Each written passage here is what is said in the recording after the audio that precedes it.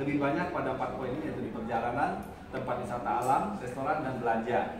Dan menariknya di sini pada usia perkembangan pubertas sampai dengan dewasa awal itulah yang lebih banyak memanfaatkan media sosial untuk dipublish melalui akun-akun mereka. Kemudian penggalian wawancara, di sini nih kami mencoba menggali melalui wawancara itu latar belakang dari subjeknya, kemudian media sosial yang digunakan dan perilaku penggunaan media sosial yang mereka lakukan. Dalam hal ini didapatkan suatu fenomena, yaitu langkah atau pola yang dilakukan dalam media sosial. Terdapat 3 langkah, yaitu pertama adalah mereka mencoba mendokumentasikan foto dan sebagainya. Kemudian mereka menyeleksi apa yang akan dilakukan dan dipublish. Kemudian ada publikasi. Hal-hal ini kalau digali lebih lanjut dalam penelitian lain ini akan menarik, karena setiap hal ini terdapat bagian-bagian yang perlu diperhatikan lebih mendalam. Tapi karena di sini penelitian kami mengacu kepada tujuan yang di awal, maka di sini langkah ini yang bisa kami munculkan sementara. Dan berikutnya lagi di sini nih, yang menarik dari hasil temuan di lapangan dan juga penggalian dari observasi maupun dari wawancara, di sini ditemukan 3 pokok masalah mengenai perilaku pelancong dalam menggunakan media sosial. 3 itu adalah pertama, adanya dukungan yang kurang mengenai infrastruktur telekomunikasi. Yang kedua adalah permasalahan perilaku, yaitu terhambatnya hal-hal tertentu yang berhubungan dengan yang seperti dijelaskan di bawah. Dan yang ketiga adalah tempat wisata yang kurang dikenal secara online bagi mereka. Dan kemudian dari infrastruktur ini kami lihat itu biasanya adalah penghambat adalah karena biaya roaming internasional yang mahal. Dan yang kedua, ketidaksediaan sarana. Sehingga apa? Kembali kepada step yang sebelum tadi itu, mereka sudah foto-foto, akhirnya mereka akan memanfaatkan di media sosial, di publikasi, tapi akhirnya bertahan. Dan di sini perilaku yaitu kurangnya penghargaan, dan yang kedua adalah memilih destinasi dari kerabat. Dan kemudian yang ketiga, tempat wisata kurang dikenal di sini karena kurangnya promosi.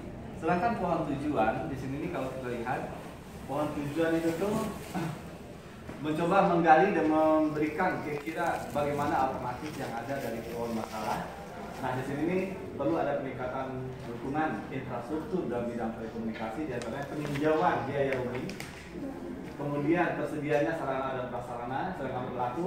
Di sini perlunya penghargaan, optimalisasi penggunaan media sosial, dan kemudian kurang dikenal di sini perlu adanya promosi terhadap destinasi wisata. Dinamika psikologis di sini pelancong umumnya menggunakan media sosial mulai dari perencanaan pemilihan destinasi wisata yang akan mereka kunjungi, termasuk dalam mensosialisasikan perjalanan bagi pelancong. Jadi waktu mereka mau jalan-jalan kemana ya, itu biasanya dipengaruhi dari hasil penelitian lapangan. Di sini kami temukan bahwa mereka yang kami temukan memilih destinasi itu tuh ternyata saat pertimbangannya yang terkait dengan media sosial adalah melihat promosi-promosi dari kawan-kawan yang ini dari mana, foto di mana, apa aja kejadian dan seterusnya. Kemudian cenderung berfoto berkelompok meski terkadang selfie. Nuansa background cenderung nuansa khas Bandung dan loyal dalam mengambil foto. Track sekian foto seperti itu. Dan kemudian fungsi media sosial bagi pelancong ketika dipelajari yaitu mendokumentasikan tujuan untuk dokumentasi pribadi, memberitahu teman tentang lokasi yang mereka kunjungi. Mereka foto, nah ini di mana, seperti itu. Dan itu mungkin kawan-kawan juga sering lihat seperti foto di samping dan di sini dilihat. Nanti mereka, wah saya juga pernah ke sana, sehingga ribut lah. Ya kan, saya pernah di sana, itu di mana dan seterusnya. Kemudian memberitahu teman tentang lokasi yang mereka kunjungi, memberikan rekomendasi serta penilaian untuk calon pengunjung lainnya. Dan kemudian merasa senang dapat mengunjungi tempat menarik yang dikabarkan temannya tersebut.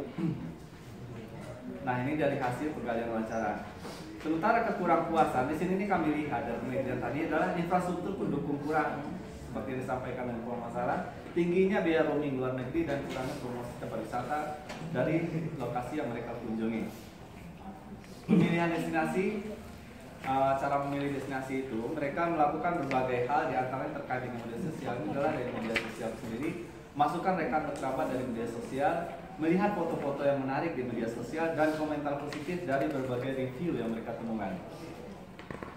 Nah, dari penelitian ini mengenai prognosis di sini kami meninjau bahwa menyediakan infrastruktur yang memadai untuk para pelancong perlu dilakukan, dipikirkan dalam hal ini.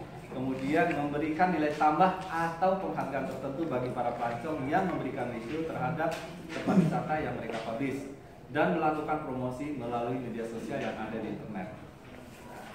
Sedangkan intervensi yang bisa dilakukan di sini ini ada beberapa intervensi. Yang pertama adalah intervensi mengenai infrastruktur. Dari infrastruktur ini di sini kami lihat perlu adanya indikator terhadap kami lihat tujuan seperti dia tadi. Mereka datang foto-foto, udah foto-foto kemudian nggak bisa online, sehingga akhirnya didiamkan. Nah, nanti udah sampai di hotel, baru kemungkinan dipilih-pilih atau pada saat dipilih baru kemudian dipublish. Dan itu juga jadi penghambat sehingga promosi wilayah nggak bisa instan kalau seandainya nggak dibatalkan, ya kan?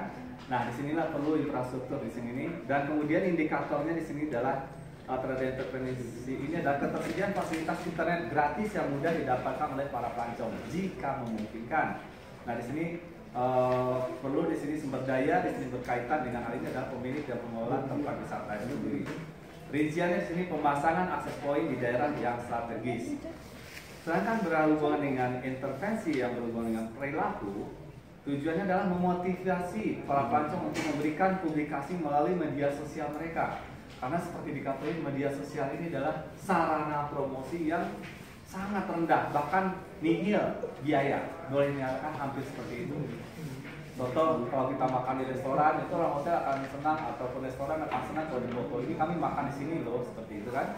Nah, perilaku itu yang coba dibangkitkan dalam sisi pariwisata. Kemudian dari hasil penelitian tadi Bu Sulis juga menyatakan edik orang mengenai teknologi, nah itu dimanfaatkan untuk dalam promosi wisata. Dan kemudian indikatornya di sini adalah tingkat publikasi di media sosial tentang tempat wisata yang dimaksud. Sedangkan sumber dayanya di sini berhubungan dengan pemilik tempat wisata dan pelancong. Rincian pemberian penghargaan di sini dengan rincian memberikan penghargaan oleh para pelaku wisata. Intervensi berikutnya adalah mengenalkan tempat wisata yang berhubungan dengan promosi. Tujuannya adalah sosialisasi dan promosi tempat wisata melalui sosial media. Indikatornya muncul promosi tempat wisata melalui sosial media, sedangkan sumber dayanya ini berkaitan dengan masalah pengelola dan pengguna sosial media. Rincian yang dilakukan diantaranya adalah melakukan promosi melalui sosial media, baik iklan, informasi menarik, serta hal-hal khusus yang dapat membuat minat pelancong untuk lebih tinggi mengunjungi tempat wisata tersebut. Nah, kesimpulan dari penelitian ini dilihat untuk sementara seperti disampaikan di sini. Tempat wisata dipilih oleh pelancong itu termasuk pertimbangannya adalah melalui multimedia. Dan kemudian dalam hal ini bagaimanapun pariwisata dapat membawa berbagai dampak bagi perekonomian masyarakat dan daerah menjadi tempat tujuan tersebut. Nah, di sini itu kesimpulannya sementara, dan kemudian selanjutnya untuk saran berdasarkan penelitian yang telah disampaikan yang tadi, maka kami menyarankan perlu adanya dukungan infrastruktur komunikasi. Dan kedua, berbagai macam kelompok sosial dan potensi terbentuknya kelompok sosial secara online dapat dipicu diantaranya dengan pemberian pengakuan ataupun rewards bagi para pelancong yang mempromosikan destinasi wisata yang ingin dikunjungi oleh pelancong. Termasuk kawan-kawan yang punya restoran mungkin dan sebagainya, ini bisa dipertimbangkan juga penelitian sekilas yang dilakukan dalam hal ini. Dan yang ketiga, perlu memanfaatkan media sosial yang mampu mengumpulkan miliaran manusia. Dan seperti kita ketahui dalam data penelitian lebih detail, di sana disebutkan jumlah komunitas